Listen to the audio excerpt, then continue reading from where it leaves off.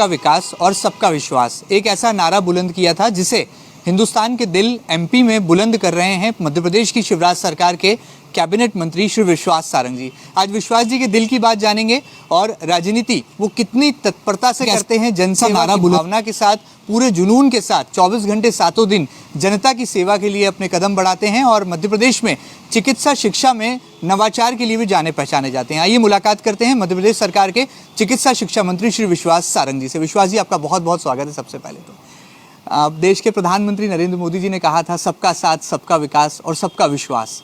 राजनीति में मध्य प्रदेश में साफ तौर पर दिखाई देता है कि भारतीय जनता पार्टी में आपने सबका साथ भी पाया है, सबके विकास की बात भी आप करते हैं और सबका विश्वास भी आपने हासिल किया है। ये कौन सा गुरु मंत्र है और क्या आप मानते हैं कि अपने स्वर्गीय पिता कैलाश सारंग जी से जो संस्कार आपको राजनीतिक तौर पर मिले थे वो आज आप युवाओं यदि तो ये बात तो सही है कि उनकी पुण्याई है जिस पे मैं आगे चल रहा हूँ। उनका आशीर्वाद पहले भी था और अभी भी है, ये मैं विश्वास रखता हूँ। किस तरह से देखते हैं माननीय मंत्री जी? हमने देखा कि जब आपको युवा मोर्चे की कमान दी गई तो एक आक्रामक पॉलिटिशियन, क्रांतिकारी विचारों के साथ ओतप्रोत और जिस नेता के पीछे युवाओं की लंबी तादाद में फौज चलती थी, वो जो युवा मोर्चे में आपने एक नेतृत्व किया, वो सशक्त नेतृत्व आज आपको राजनीति में किस हद तक मददगार नजर आता है जनता की सेवा के दौरान? महेंद्र जी, ये बात आपने बिल्कुल सही की कि जिस भी पथ पर हम रहते हैं या हमें दायित्व मिलता है तो उसका काम करने का जो अनुभव है वो हमें आगे की हमारी यात्रा में बहुत सहयोगी रहता है।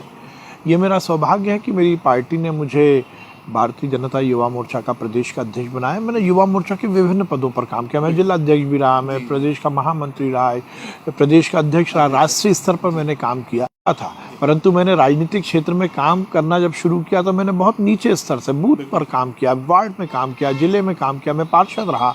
उसके बाद राजनीतिक बात है, पर मैं आप यदि सही मायने में उसका अनुभव आपको आगे की यात्रा में बहुत साथ देता है, बहुत उपयोगी होता है। हमने सुना है कि विश्वास जी बहुत इनोवेशन के लिए जाने जाते हैं। आपने युवा मोर्चे में भी कई नवाचार किए, कई नए कार्यक्रम आपने पार्टी से जोड़े और अब जब आप बतौर कैसे हैं और क्या आप इसको क्रियान्वित कर पा रहे हैं सही मायनों में? देखिए, मेरा ये मानना है कि हम आउट ऑफ बॉक्स जब सोचते हैं तभी हम कुछ अच्छा कर पाते हैं। रूटीन की चीज़ें तो हमें करनी ही है पर उसके साथ साथ कुछ नया हम करें। इसलिए आपने कहा कि युवा मोर्चे के समय भी मैंने मध्य प्रदेश की युवा नीति बनाने का काम किया। हमने छात्र संसद के माध्यम से हर वर्ग के युवा को मुख्य धारा से जोड़कर उसकी आशा आकांक्षा को जानने के लिए सरकार क्या कुछ प्रकल्प चला सकती है उसके बारे में हमने काम किया। हमने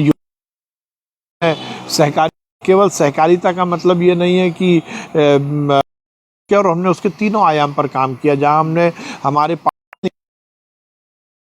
कर रहे हैं जो इंग्लिश का पाठ्यक्रम है उसके साथ साथ पैरेलल उसके परस्पर हिंदी में भी किताब रहेगी जिसमें हिंदी भाषा। हमने एनएमसी के सभी पाठ्यक्रमों को हमारे जो नए पाठ्यक्रम है उसके हिसाब से हमने पीजी कोर्सेज लिए हैं। हमने ये सुनिश्चित किया है कि हमारे हॉस्पिटल की व्यवस्थाओं का हम और चुस्त दुरुस्त करें। में आप मुख्यमंत्री जी की नाक, आँख, कान सब कुछ हैं, तो इस बात में, इस दावे में कितनी सच्चाई है और व्यक्तिगत तौर पर आप क्या मानते हैं बतौर राजधानी भोपाल के ही एक बड़े राजनेता होने के नाते, प्रदेश के कैबिनेट मंत्री होने के नाते? देखिए, केवल विश्वास सारंग नहीं, यदि जो भी मंत्रिमंडल के सदस्य हैं वो मुख्यमंत्री जी की टीम है। मुख्यमंत्री जी की टीम है और हम सब मिलकर मुख्यमंत्री जी के नेतृत्व में काम, और माननीय मुख्यमंत्री जी ने हमें मौका दिया है कि हम उनकी टीम के मेंबर रहें। तो केवल विश्वास सारंग नहीं, जो भी मंत्रिमंडल के सदस्य हैं वो सभी माननीय मुख्यमंत्री जी की टीम है और उनके हिसाब से हम सब काम करते हैं। आपका स्वभाव जो है वो बहुत आक्रामक है, आप दबंग हैं, निडर हैं और कार्यकर्ताओं के अधिकार के लिए सदैव पार्टी में भी चाहे मुझे लगता है व्यक्तिगत कि इसको आक्रामकता से नहीं जोड़ना चाहिए और ना ही मैं किसी तरह से निडर और आक्रामक और इस तरह की। एक राजनेता का निडर होना जरूरी है। सदैव अपनी राजनीति में बड़ा डिपार्टमेंट आपको मिला है, तो ये कैसे केमिस्ट्री बिठा पाते हैं? कितना मुश्किल, बेसिक है। ये मेरा सौभाग्य है कि मुझे भगवान ने इंजीनियरिंग करने का मौका दिया। देखिए, मैं तो बहुत गॉड फेयरिंग, गॉड बिलीवर हूँ। भगवान की कृपा से ही सब कुछ हो रहा है, यही मैं मानता हूँ। तो ये उनका आदेश था कि इंजीनियरिंग करो और उन्हीं का आदेश है कि ये मंत्रालय संभालो। भगवान से यही प्रार्थना है कि जो कुछ कार्य मिले उसको ठीक ढंग से हम कर पाएँ। कई ट्वीट्स के जरिए जो है सीधे निशाना साधा है। मैं ये कहूँगा कि मेरे को विचारों में मतभेद हो सकता है, अलग अलग है, मत अलग है, उनका मत अलग है, हमारा मत अलग है। और आप जहाँ तक कह रहे हैं कि मैं कमलनाथ जी या दिग्विजय सिंह जी से कोई व्यक्तिगत रूप से कोई घृणा रखता हूं या गुस्सा रखता हूं, ऐसा नहीं। वो दोनों मेरे बहुत आदरणीय हैं, बहुत वरिष्ठ हैं और निश्चित रूप से मैं उनके सामने बच्चा हूं, बहुत छोटा हूं, उनका राजनीतिक अनुभव बहुत ज़्यादा है। पर जब हम विचार की बात करते हैं तो निश्चित रूप से हमें लगता है ट्रैक रिकॉर्ड है, यदि आप हो, एम्प्लॉयमेंट की स्थिति हो, किसान हो, गरीब हो, गांव हो, शहर हो, युवा हो, महिला हो, सब तो बद से बदतर स्थिति में थे। कमलनाथ जी ने केवल और केवल भ्रष्टाचार को ही आगे बनाने का काम किया। और मैं ये कहता हूँ कि इस देश के इतिहास में शायद इससे पहले इस तरह की अर्थव्यवस्था हमने नहीं देखी होगी, क्योंकि मध्य प्रदेश की जो मूल अर्थव्यवस्था थी वो तो ठंडे बस्ते में थी। उन्होंने एक पैरेलल, एक परस्पर समानांतर भ्रष्टाचार की अर्थव्यवस्था शुरू की थी। अब आप बोलेंगे कि मैं इस विषय में कमलनाथ के बारे में ना बोलूं या बोलता हूं तो ये मेरा गुस्सा है, तो ये मेरा गुस्सा नहीं है। फिर मैं ये जायज़ बात है, जायज़ बयान है। व्यवस्था के सामने बात करता हूं। दिग्विजय सिंह जी हैं, अब दिग्विजय सिंह जी सुबह से लेकर शाम तक केवल देश के विघटन की बात करते हैं। कल का मामला है, उन्होंने बड़े जोरदार ढंग से, बड़ी जबरदस्त ढंग से वैलेंटाइन डे की उन्होंने शुभकामनाएं दे दी। पर पुलवामा के शहीदों को आप श्रद्धांजलि देना भूल गए। अब यदि मैं उसके लिए दिग्विजय सिंह के लिए ट्वीट करता हूं, मैंने लिखा कि आपको वैलेंटाइन डे, पर हिंदुस्तान के आम नागरिक होने के नाते ये मेरा अधिकार है कि युवा भी उनसे जुड़े हैं, अनुभवी भी उनसे जुड़े हैं और विपक्षियों का सम्मान। बहुत सारा मैंडेट जो है ईवीएम मशीन्स में कैद है। उत्तर प्रदेश को लेकर बहुत हद तक चर्चाएं हैं, बार बार कहा जा रहा है, कांग्रेस कह रही है यूपी में काबा, और आपकी पार्टी यानी कि भारतीय जनता पार्टी कह रही है यूपी में बाबा।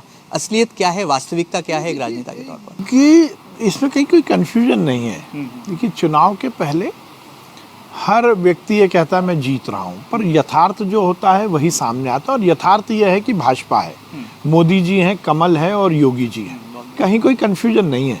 अब स्थिति है नहीं ठीक, और इसका सीधा सीधा देखिए, ये भी एक बड़ी केस स्टडी। आगे जाकर राजनीतिक क्षेत्र में काम करने वाला या राजनीति को समझने वाला युवा इससे पार्ट लेगा कि यदि आप केवल जनता को गुमराह करोगे तो 2, 4, 5 साल, 10 साल, 15 साल, 20 साल, 50 साल तक चल जाओगे। पर उसके बाद जब आप डिरेल होते हो तो आपकी रेल फिर पटरी पर तक पहुंच गई थी। मोदी जी ने जो कहा सबका विश्वास, उसके बाद उन्होंने क्या कहा, सबका प्रयास, और उसके बाद मोदी जी ने अगला और सेंटेंस जोड़ दिया है, सबका उल्लास। बहुत बड़ी बात। देखिए, ये पूरी व्यवस्थाएं जो है ना, हमें सबका साथ लेना है, सबका विकास, परिणाम उल्लास लेकर आएंगे।